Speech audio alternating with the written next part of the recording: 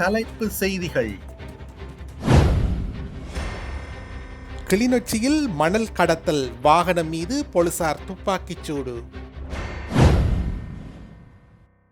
2029க்குள் இலங்கையில் அனைவருக்கும் அதிவேக இணைய வசதி. அரசுக்கு எதிராக அணிதிரளுங்கள், விமல் தெரிவிப்பு. அறகலையவின் மூலம் ஆட்சிக்கு வந்தவர்கள் கருப்பு கொடி ஏற்றுவதை தவறு என்கிறார்கள், சுரேஷ் பிரேமச்சந்திரன் தெரிவிப்பு. வடகொரியாவின் அடுத்த தலைவராக அதிபர் கிம் ஜோங் உன்னின் மகள். விரிவான செய்திகள்.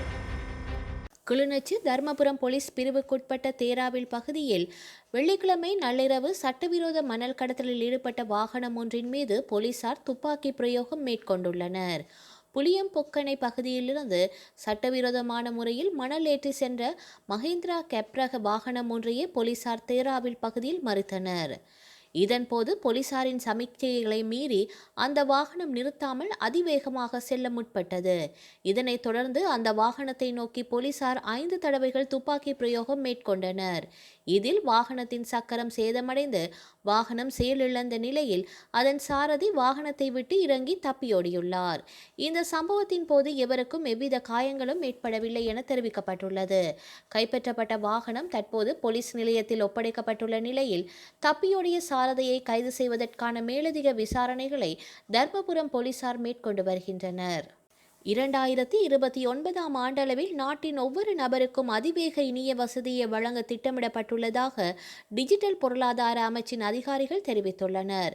விஞ்ஞானம், தொழில்நுட்பம் மற்றும் டிஜிட்டல் பரிமாணம் பற்றிய துறைசார் மேற்பார்வை குழு அதன் தலைவர் பாராளுமன்ற உறுப்பினர் ஜனக சேனாரத்ன தலைமையில் 2026ஆம் ஆண்டு பிப்ரவரி மாதம் 6ஆம் திகதி பாராளுமன்றத்தில் கூடிய போது டிஜிட்டல் பொருளாதார அமைச்சு மற்றும் விஞ்ஞான மற்றும் தொழில்நுட்ப அமைச்சு என்பவற்றிற்கான 2026ஆம் ஆண்டு வரவு செலவு திட்ட நிதி ஒதுக்கீடு தொடர்பான செயற்திட்டம் குறித்து கலந்துரையாட போதே அதிகாரிகள் இவ்வாறு தெரிவித்துள்ளனர். இதன்போது ஜனாதிபதியின் ஆலோசகர் ஹான்ஸ் விஜயசூரிய நாட்டின் ஒவ்வொருவருக்கும் அதிவேக இணைய வசதியை வழங்கும் வேலை திட்டம் குறித்து குழுவிற்கு விரிவாக விளக்கமளித்தார். இந்த வருடத்திற்குள் புதிய 100 தொலைபேசி தொடர்பாடல் கோபுரங்களை நிறுவ நடவடிக்கை எடுக்கப்பட்டுள்ளதாக அவர் குறிப்பிட்டார். அத்துடன் தேசிய தேவையை பூர்த்தி செய்ய மொத்தமாக 600 முதல் 1000 வரையான தொலைபேசி தொடர்பாடல் கோபுரங்கள் தேவைப்படுவதாகவும் அவை படிப்படியாக நிறுவப்படும் என்றும் அவர் தெரிவித்துள்ளார். அத்துடன் நாட்டில் தற்போது சுமார் 98% இணைய கவரேஜ் இருந்த போதிலும் அது அதிவேக இணைய தேவையை பூர்த்தி செய்ய போதுமானதாக இல்லை என அவர் மேலும் வலியுறுத்தியுள்ளார். இலங்கையின் முழு கனிம வளங்களையும் ஆராய்தல், பகுப்பாய்தல், வெட்டியெடுத்தல் மற்றும் பிரித்தெடுத்தல் ஆகியவற்றை இந்திய மாநில நிறுவனங்களுக்கு வழங்குவதற்காக இரகசிய புரிந்துணர்வு ஒப்பந்தம் தயாரிக்கப்பட்டு வருகின்றது. காங்கேசன்துறை துறைமுகம் மற்றும் திருகோணமலை துறைமுகம் ஆகிய துறைமுகங்களை இந்தியாவுக்கு தாரை வார்க்க அரசு முயற்சிக்கின்றது. அரசின் இந்திய மயமாக்கலுக்கு எதிராக அனைவரும் அணிதிரள வேண்டும் என்று தேசிய சுதந்திர முன்னணியின் தலைவரும் முன்னாள் அமைச்சருமான விமல் வீரவங்ச அழைப்பு விடுத்துள்ளார். கொழும்பில் உள்ள தேசிய சுதந்திர முன்னணியின் காரியாலயத்தில் வியாழக்கிழமை நடைபெற்ற ஊடகவியலாளர் சந்திப்பின் போதே அவர் இவ்வாறு தெரிவித்துள்ளார். பல்கலைக்கழக மாணவர்களின் கருப்பு கொடி போராட்டத்தை சட்டவிரோதமானது என அறிவித்துள்ள பல்கலைக்கழக மானியங்கள் ஆணைக்குழுவின் கருத்து பிழையானது என்று தெரிவித்துள்ள ஜனநாயக தமிழ் தேசிய கூட்டணி போராட்டத்திற்கான காரணத்தை கண்டறிந்து அதனை தீர்ப்பதற்கு முயற்சி செய்ய வேண்டும் என்று சுட்டிக்காட்டியுள்ளது. இதுகுறித்து ஜனநாயக தமிழ் தேசிய கூட்டணி சார்பில் அதன் பேச்சாளர் சுரேஷ் பிரேமச்சந்திரன் நேற்று விடுத்துள்ள ஊடக அறிக்கையின் விபரம் வருமாறு. இலங்கை சுதந்திரம் அடைந்ததிலிருந்து மிக நீண்ட காலமாக சுதந்திர தினத்தையும் அதற்கு பின்னர் 1972ஆம் ஆண்டு இலங்கை குடியரசாகிய போது கொண்டுவரப்பட்ட குடியரசு அரசியல் சாசனத்திற்கு எதிராகவும் தமிழ் மக்கள் கருப்பு கொடி போராட்டங்களை முன்னெடுத்து வந்துள்ளமையுடன் அவற்றை கரி நாட்களாகவும் பிரகடனப்படுத்தி வந்துள்ளனர். இலங்கை என்பது சிங்கள தமிழ் ராசதானிகளாக பிளவுபட்டு இருந்த என்பதும் 1883ஆம் ஆண்டு காலனித்துவ ஆட்சியாளர்களான பிரித்தானியர்களால் தமது நிர்வாக வசதிக்காக ஒன்றாக்கப்பட்டது என்பது தான் வரலாறு. ஒன்றிணைந்த ராசதானிகளை சிலோன் என்ற பெயரில் சூழ்ச்சியின் காரணமாக பெரும்பான்மை இனமான சிங்கள தரப்பிடம் கையெழுத்துவிட்டு சென்றார்கள் என்பது வரலாறு. ஆகவே இவ்வாறான சுதந்திர தினத்தையோ அல்லது குடியரசு தினத்தையோ தமிழ் மக்கள் ஏற்றுக்கொள்ளவில்லை என்பதுடன் பெரும்பான்மை சிங்கள அரசுகளால் தமிழ் மக்களின் மொழியுரிமை, வாழ்விட உரிமை, கல்வி உரிமை, வேலை வாய்ப்புக்கான உரிமை போன்றவை பல்வேறு வழிகளில் நிராகரிக்கப்பட்டு தமது சுதந்திரத்தை தாமே பெற்றுக்கொள்ள வேண்டும் என்ற நிலைக்கு தமிழ் மக்கள் தள்ளப்பட்டதன் காரணமாகத்தான் இங்கு நீண்டதோர் ஆயுத போராட்டமே நடைபெற்றது. எனவே தமிழ் மக்கள் ஏன் போராடுகிறார்கள்? அரசின் தமிழர்களுக்கு எதிரான அனைத்து செயற்பாடுகளையும் ஏன் எதிர்க்கின்றார்கள்? ஏன் கருப்பு கொடி ஏற்கின்றார்கள்?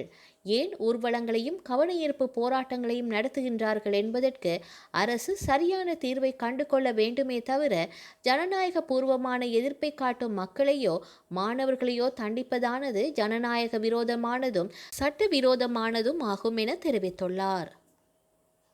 இலங்கையின் சிரேஷ்ட இடதுசாரி அரசியல் தலைவர்களுள் ஒருவரான லங்கா சமசமாஜ கட்சியின் தலைவர் முன்னாள் அமைச்சர் பேராசிரியர் திஸ்ஸ விதாரண காலமானார். உடல்நலன் பாதிக்கப்பட்டிருந்த அவர் ஸ்ரீ ஜெயவர்தனபுர கோட்டையில் உள்ள அவரது இல்லத்தில் நேற்று காலை காலமானார் என அவரது குடும்ப உறுப்பினர்கள் தெரிவித்துள்ளனர். பேராசிரியர் திஸ்ஸ விதாரண 2004ஆம் ஆண்டு தொடக்கம் 2015ஆம் ஆண்டு வரை நாடாளுமன்றத்தில் தேசிய பட்டியல் உறுப்பினராக அங்கம் வகித்தார். அவர் மஹிந்த ஆட்சியில் விஞ்ஞான தொழில்நுட்ப அமைச்சராகவும் பதவி வகித்திருந்தார். சிரேஷ்ட அமைச்சராகவும் பதவி வகித்திருந்தார்.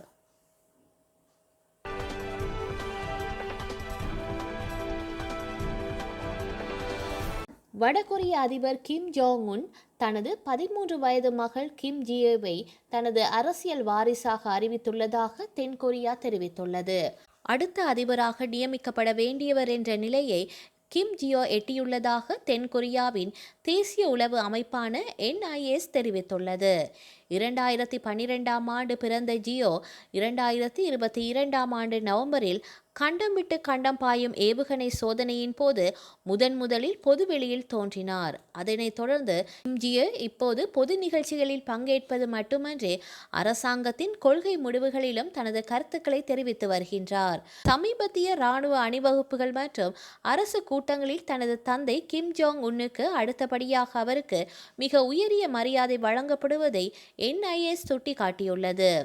இந்த மாத இறுதியில் நடைபெறவுள்ள ஆளும் தொழிலாளர் கட்சியின் 9வது மாநாட்டில் அவருக்கு அதிகாரப்பூர்வமான பதவி அல்லது பட்டம் வழங்கப்பட வாய்ப்புள்ளதாக கருதப்படுகின்றது. இது நடந்தால் 1948இல் வடகொரியா உருவானது முதல் ஆண்கள் மட்டுமே ஆட்சி செய்து வந்த கிம் வம்சத்தில் முதன்முறையாக கிம் ஜியே பெண் அதிபராக பொறுப்பேற்பார்.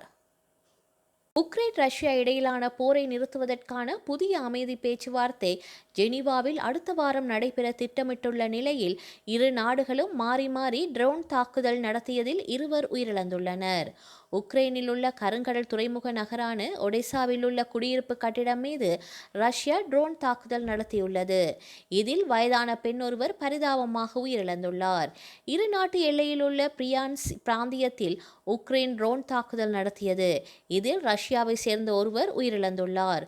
ரஷ்யாவின் எல்லையில் அமைந்துள்ள பெல்கோரோட் நகர் மீது உக்ரைன் ஏவுகணை தாக்குதல் நடத்தியது. இதில் 2 கொல்லப்பட்டனர், 5 பேர் காயமடைந்தனர். இதனைத் தொடர்ந்து நேற்று மாறி மாறி ட்ரோன் தாக்குதல் நடத்தப்பட்டதாக தெரிவிக்கப்பட்டுள்ளது. வரலாற்றில் இன்று